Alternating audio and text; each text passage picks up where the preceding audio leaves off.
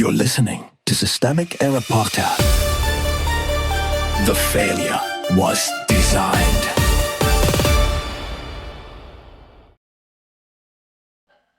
Whistleblower explains the real reason Trump wants to use a nuclear weapon, based on an article by Nick Hilden.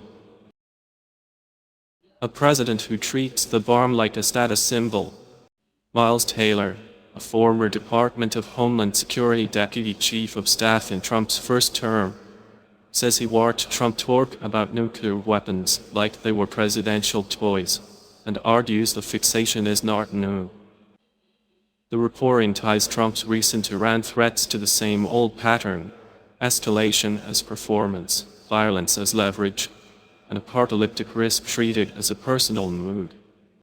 The power is not the rhetoric. The central fact is not Trump's language. It is Trump's office.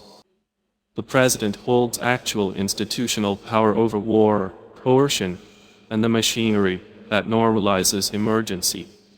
That is what makes this story serious.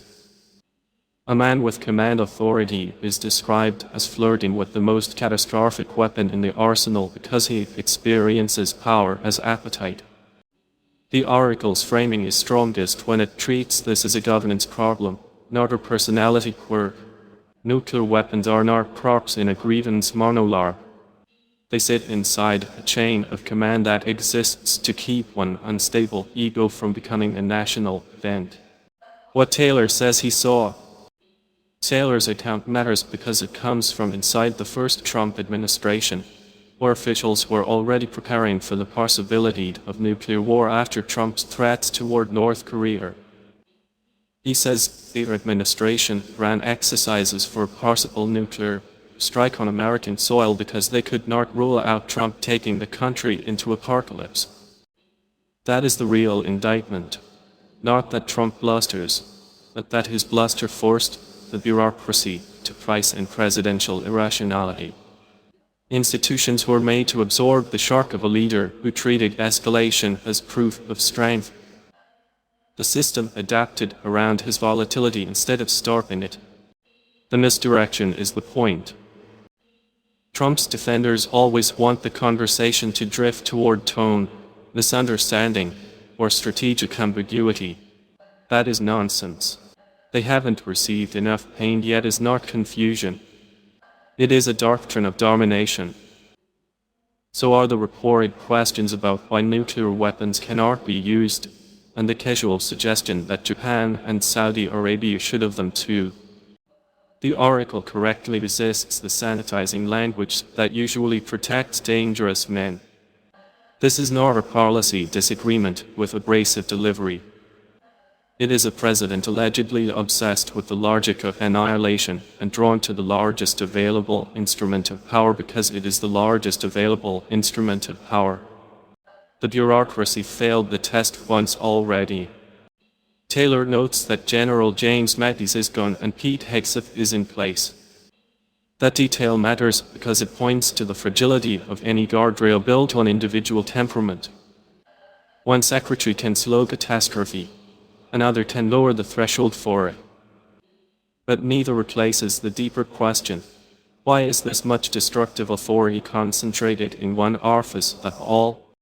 The source also reminds us that Trump allegedly left office with nuclear secrets. If that is true, it is not a side note. It is part of the same pattern of contempt for institutional limits, where the presidency is treated like personal property and classified power like a souvenir. This is what authoritarian politics looks like. Authoritarian politics is not only the abolition of elections. It is also the conversion of state power into emotional theater, where violence is used to stage dominance and everyone else is forced to manage the fallout. Trump's nuclear fixation fits that pattern cleanly. He does not merely threaten destruction, he turns destruction into a test of loyalty, masculinity, and submission. The Democratic Party's job in that environment is not to flatter the mythology of strong leadership. It is to build the political and institutional capacity to contain it, confront it, and strip it of the reverence that makes it possible. Anything less leaves the country hostage to one man's appetite for escalation. The real lesson. The deeper story here is not that Trump is unusually reckless. It is that American institutions keep rediscovering, too late, that they were designed for normal operators, not for a president who treats the bomb as a personal boundary to cross. When a leader can make officials rehearse nuclear catastrophe because he might decide to see something blow up, the problem is bigger than misconduct. It is a system that still concentrates civilization-ending authority in the hands of someone who thinks power is proved by how much pain he can inflict. You've been listening to Systemic Error. Thanks to Alternet for today's article. With the automated voice of Rizat, thanks for listening.